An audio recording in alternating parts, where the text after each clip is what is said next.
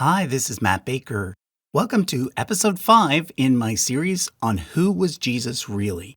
So far, all of the hypotheses that we've looked at have been secular in nature, positing ideas such as that Jesus was the secret heir to the throne of Judea, or that he was a rebel leader, or a figure invented by the Romans for political reasons.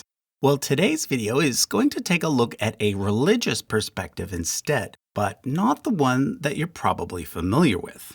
Obviously, the main religion associated with Jesus is Christianity, but what you might not know is that he's also a very important figure in Islam. So when it comes to the title of this video, Was Jesus a Muslim? The fact is there are about 2 billion people in this world who think that he was. But since most Westerners are not very familiar with the Islamic version of Jesus, I thought I'd include an episode about it.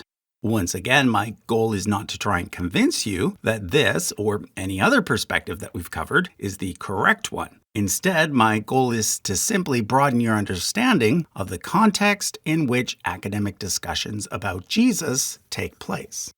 Now, since my expertise about Islam is limited, I've enlisted the help of Professor Gabriel Reynolds for this episode.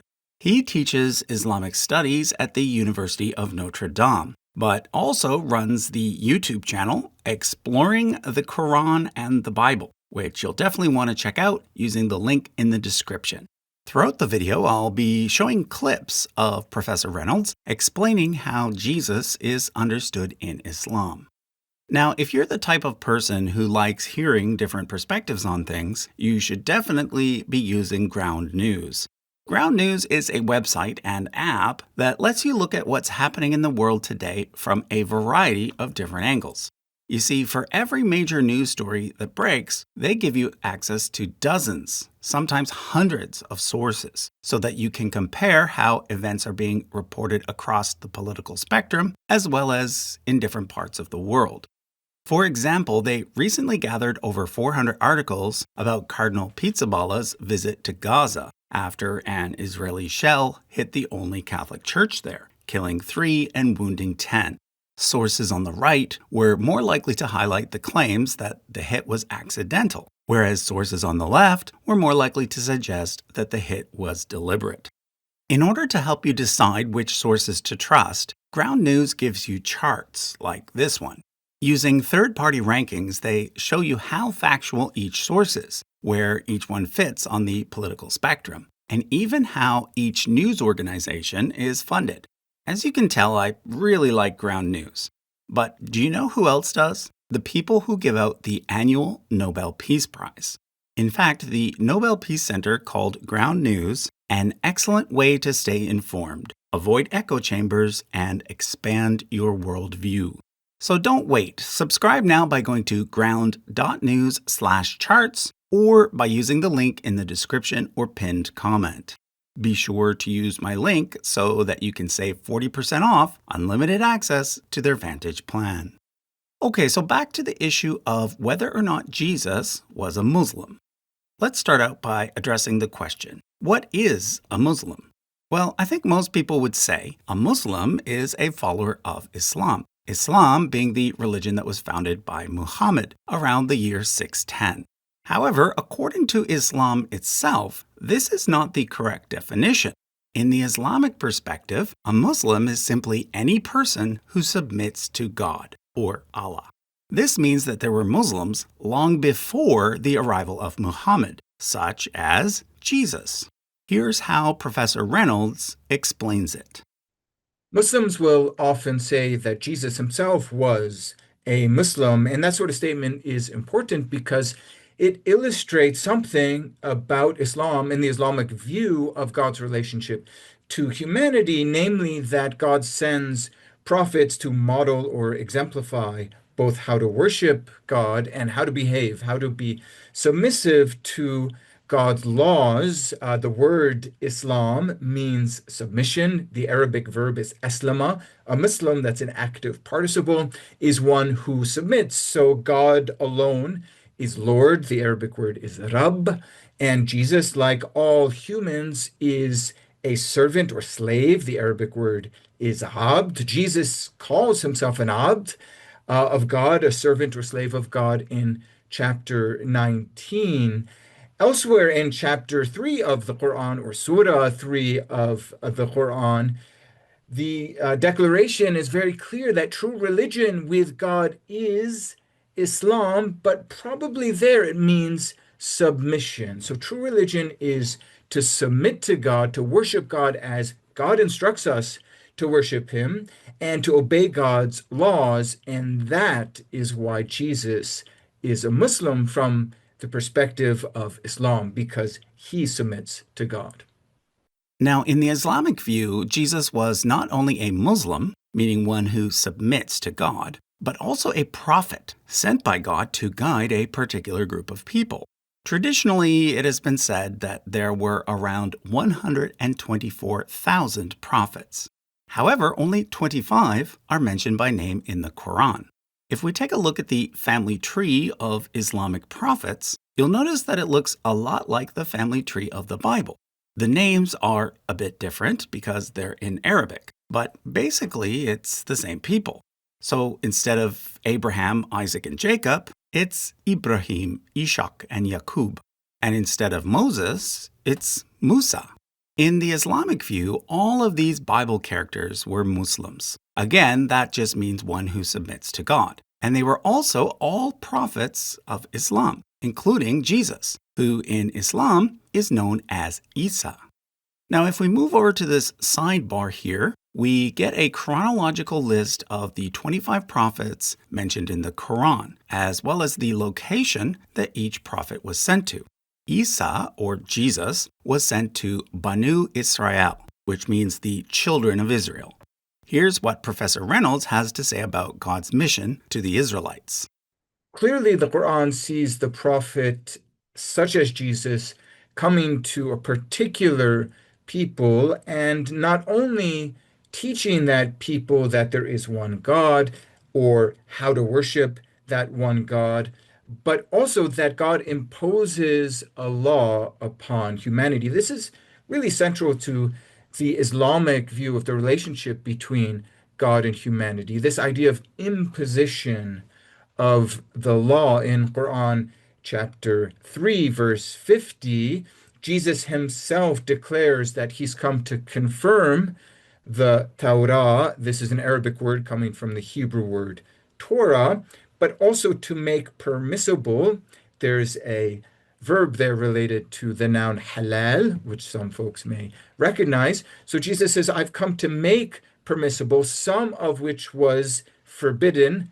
The Arabic noun there is haram, which was forbidden to you. So there's an implication there that Jesus has come to lighten the law. Now, this picks up on another theme in the Quran, that the law given to the Israelites was perhaps excessively burdensome. At times, this is presented as a sort of punishment for the various offenses committed by Israel. Now, in modern contemporary Islamic thought, it's interesting to note that there's been a new emphasis or maybe interest in the idea that Jesus was a prophet of mercy as opposed to Moses, who was a prophet of law and justice. There's a great novel by the Egyptian writer Naguib Mahfouz called Children of the Alley, in which allegorically Jesus is presented as being a prophet who is all mercy, all compassion, but ultimately cannot really get things done. It's also important to just note that the Islamic view is that each prophet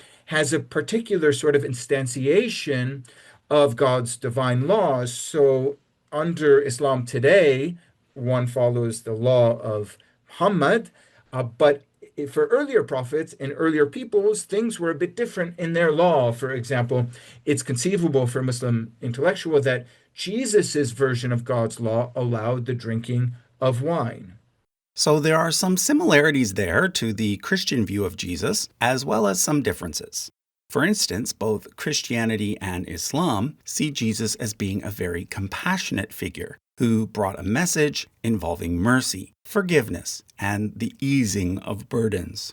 But whereas Christians see Jesus as having completely fulfilled the law of Moses, thus freeing people from the burden of following it, Muslims take a different view. In Islam, Jesus lightened the burden of the Israelites a little bit, but that doesn't really matter to anyone today because nowadays anyone who submits to God must follow the law of Muhammad, not the law of Moses or Jesus or anyone else.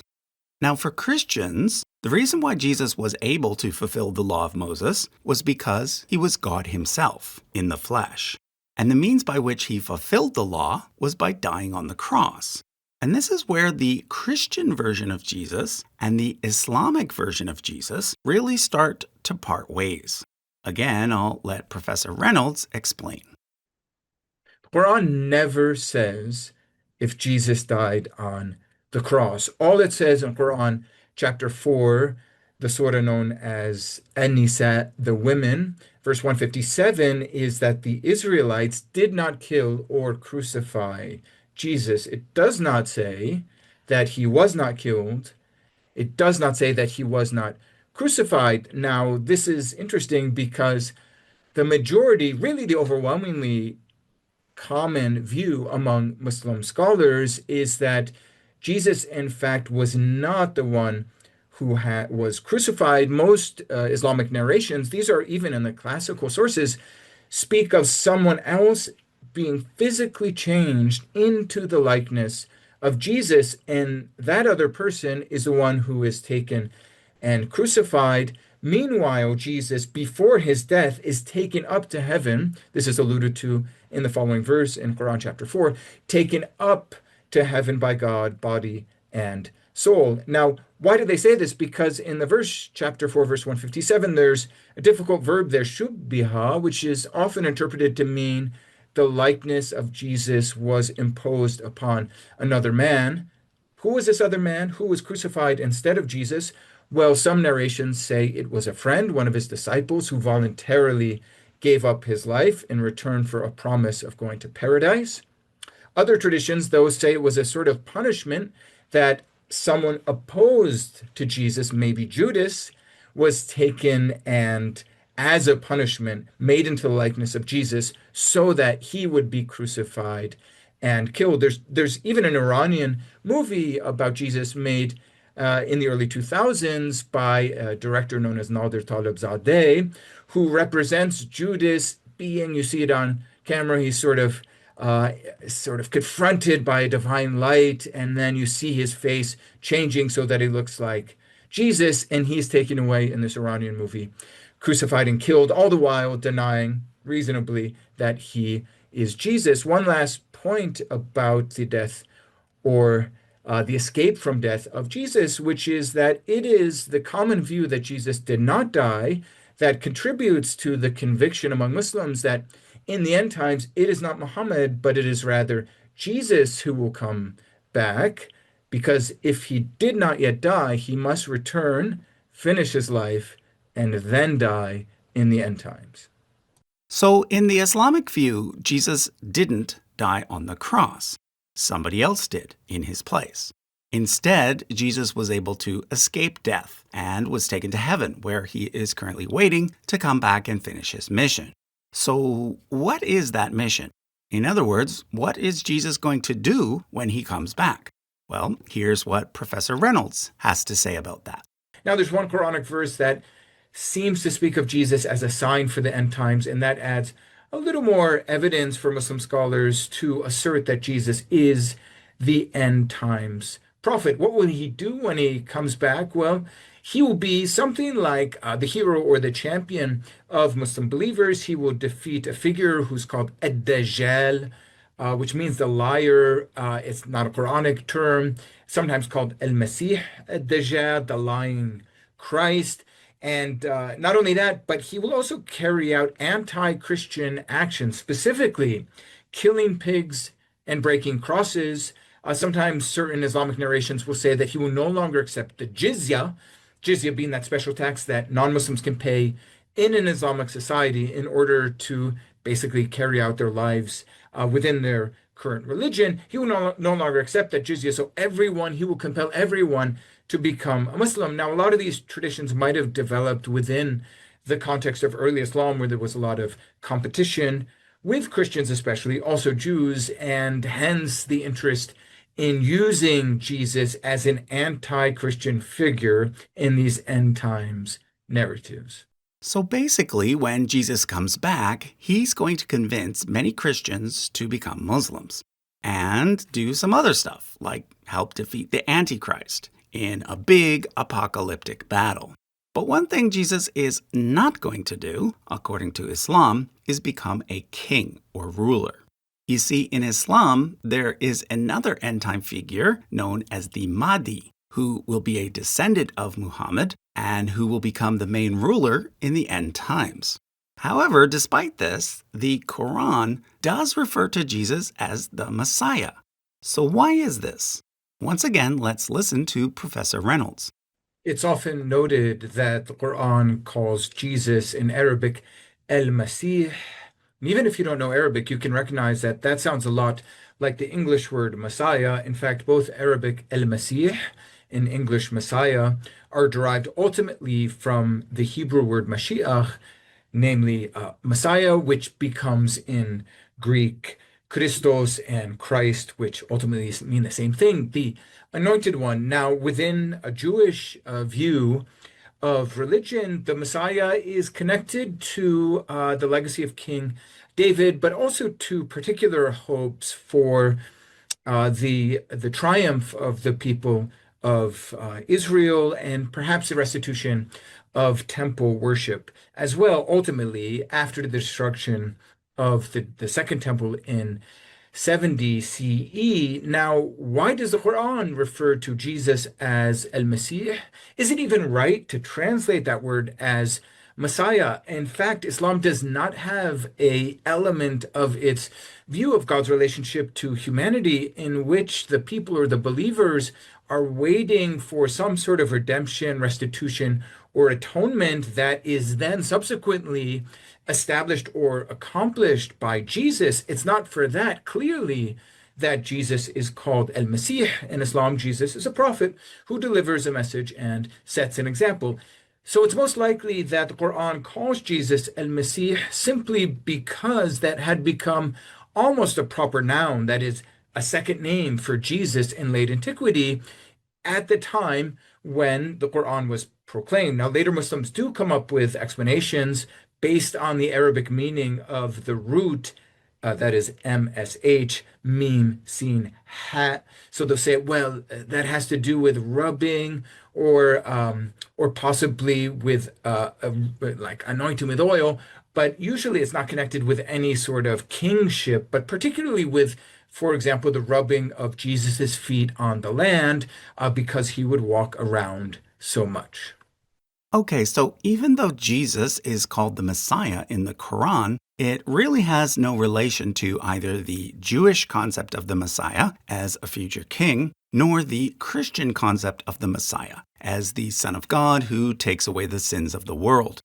Now, if you know anything about Islam, I'm sure you know that the Prophet Muhammad is seen as being the most important prophet. Therefore, there's a belief among most Muslims today that Jesus, while he was on earth, actually predicted the coming of another prophet. Here's how Professor Reynolds put it. In Quran chapter 61, or Surah 61, verse 6, Jesus announces that he is confirming that which has come before from the Torah, or the Torah, the revelation presumably given to Moses. At the root of that is the Hebrew word for the Torah. But then he also says that he's coming giving good news of a messenger to come after him. And the name of this messenger is said to be Ahmed. Now, almost without exception, Muslim scholars say, well, the word Ahmed could maybe be an adjective, but probably is a proper noun referring to Muhammad. It is from the same Arabic root as Muhammad. Now, whether that's a reflection, maybe, or a reinterpretation of things in the Gospel of John is a big question which scholars debate. Now, in contemporary Islamic apologetics or dawah, Muslims affirm sort of universally that Jesus did predict that Muhammad would come after him. There's a reason for that because there are verses in the Quran, for example, in chapter 7, which explicitly declare that Muhammad, or the so-called illiterate prophet, is announced in the revelations of Moses and Jesus, the Torah and the Injil. So if the Quran says that Jesus in the Gospel or the Injil predicted Muhammad's coming, then he must really have done so, which is why a lot of Muslim apologists will, look through the New Testament and argue that this or that is a prediction of Muhammad. Usually, Muslim apologists are most interested in the bits in the Gospel of John which speak about a paraclete that would be coming. Now, from a historical critical point of view, not an apologetical point of view, did the first century man, Jesus of Nazareth, speak of a prophet to come in the city of Mecca who would be the final prophet and the other sorts of doctrines or dogmas that Muslims have about Muhammad? Well, the answer to that is clearly a no. And so this question, did Jesus predict the coming of Muhammad, is more a question in the realm of apologetics. So, this is obviously yet another major difference between Christianity and Islam. Whereas Christians see the paraclete or helper promised by Jesus in the Gospel of John as being the Holy Spirit, Muslims see it as being a reference to Muhammad. Okay, so there are a few extra things about the Islamic Jesus that I want to address. The first relates to Jesus' father. In Christianity, Jesus' father was and is God. But in Islam, Jesus was a mere human. So, who then was his father? Well, it might surprise you to hear that in Islam, Jesus had no father. Here's how Professor Reynolds explains it.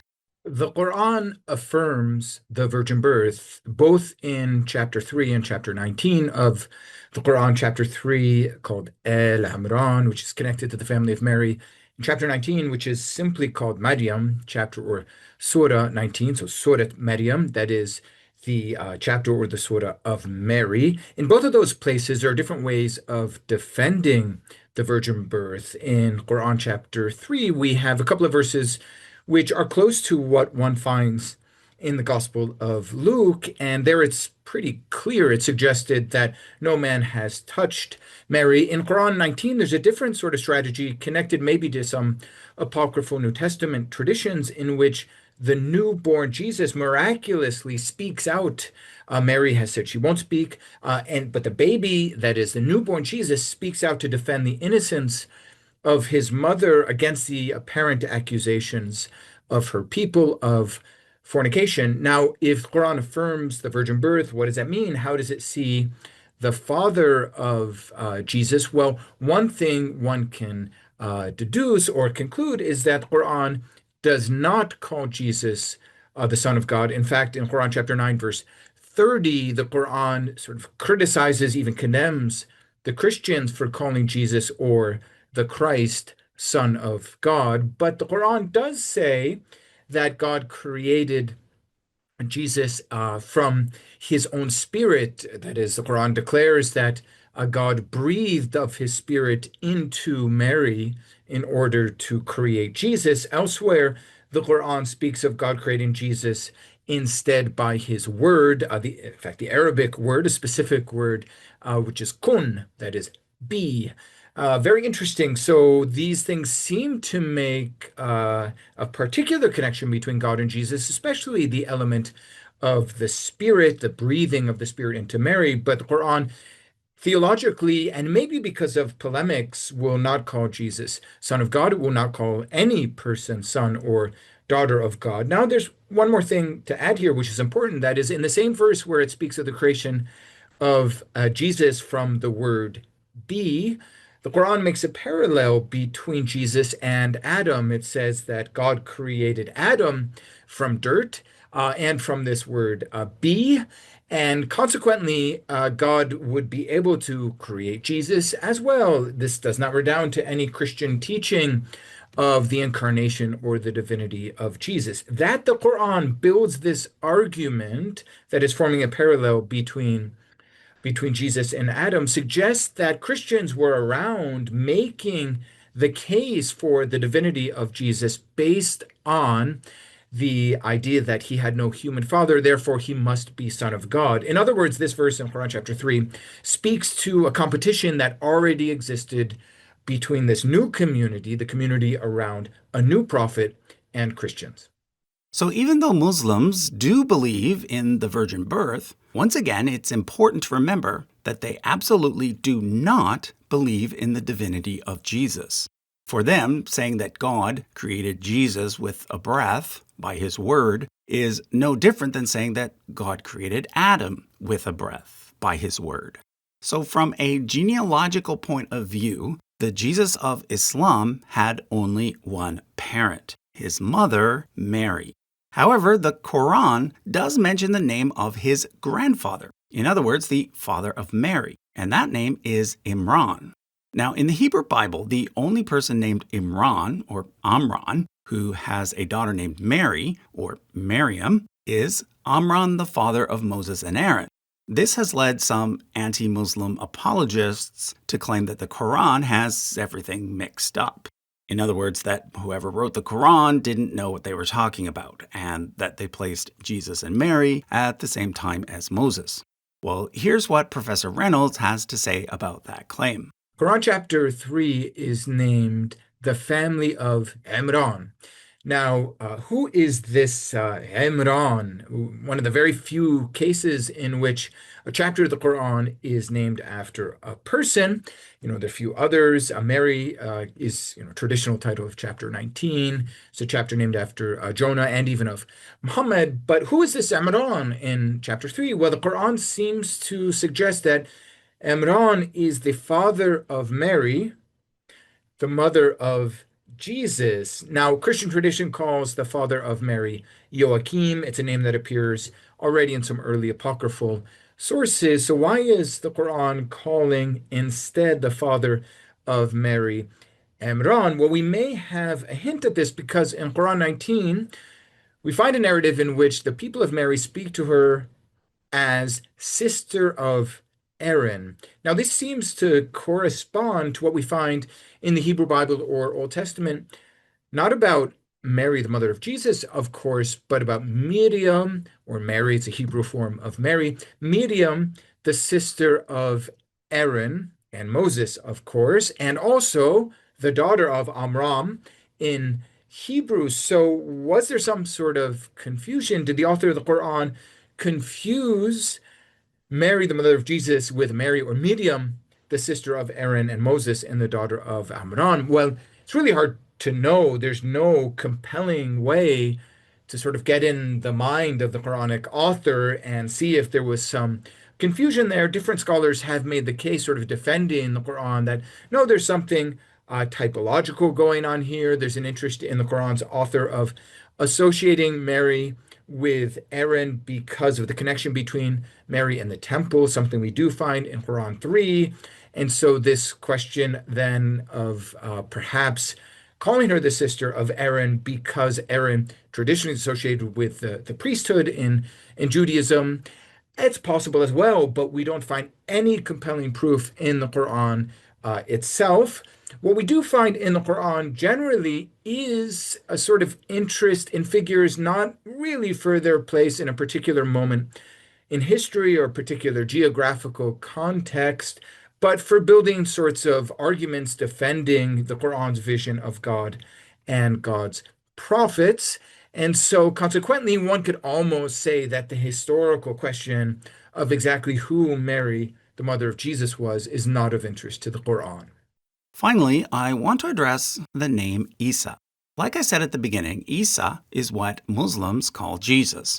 However, strangely, that's not the name that we would expect if we were going directly from Hebrew to Arabic.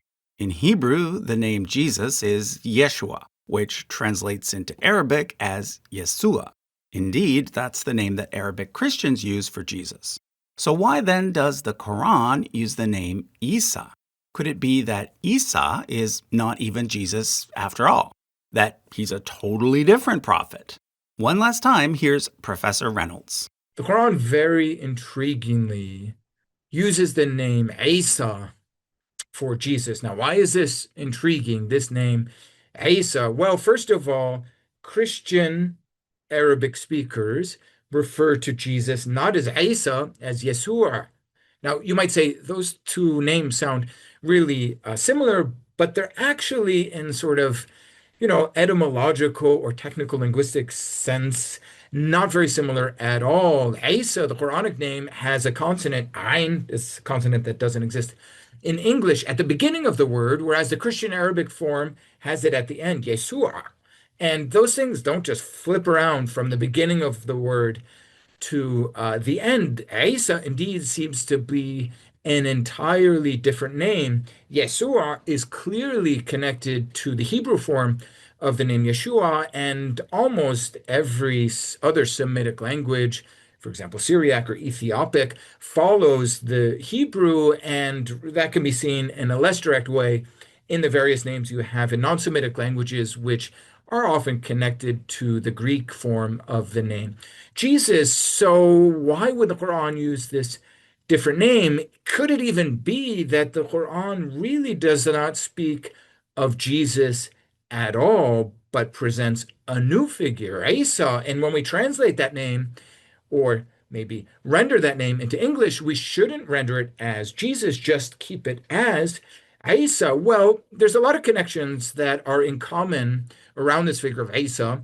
with the New Testament and Christian figure of Jesus. Isa's mother in the Quran is Maryam, and that is clearly Mary. And there are different allusions to particular miracles of Isa, such as healing the lepers or even raising the dead, that appear in the Quran. And indeed, there are sort of a few narrative details, although there's not much in the Quran about Jesus, even an allusion to crucifixion, although the Quran seems to deny the crucifixion. But even that is a sort of thing which seems to affirm that the Quranic author does mean to invoke the Christian figure of Jesus with this character of Isa. But nevertheless, it's maybe useful that we have a different name, because in terms of stories, there's very little in common between the stories around Isa and those around Jesus in the four Gospels of the New Testament. I mean, all of the bits about Jesus's travels in Galilee or elsewhere in Palestine, to Jericho or Bethany, really Jerusalem, all of the long narratives, say that we find in the Gospel of John or the Beatitudes or the Sermon on the Mount, I mean, none of that is in the Quran. So that's a big difference. And then another point is that, of course, theologically, Isa does not play the role at all that Jesus does in Christian theology. So the conclusion is, while Jesus and Isa are certainly meant to be the same person, the Jesus of Christianity and the Jesus of Islam are miles apart, if not galaxies apart, when it comes to theology. Okay, so that was a look at the Jesus of Islam. Unlike in previous episodes of this series, I'm not going to ask you to rate the likelihood of this particular view being correct. That's because this view, unlike the others we've looked at, isn't based on the historical method. Instead, like the Christian view, it's based on faith. Again, the reason I included it in this series is because it's a view that a lot of Westerners are simply not very familiar with. Next time, I'll be addressing the view held by Richard Carrier and other mythicists that Jesus never actually existed.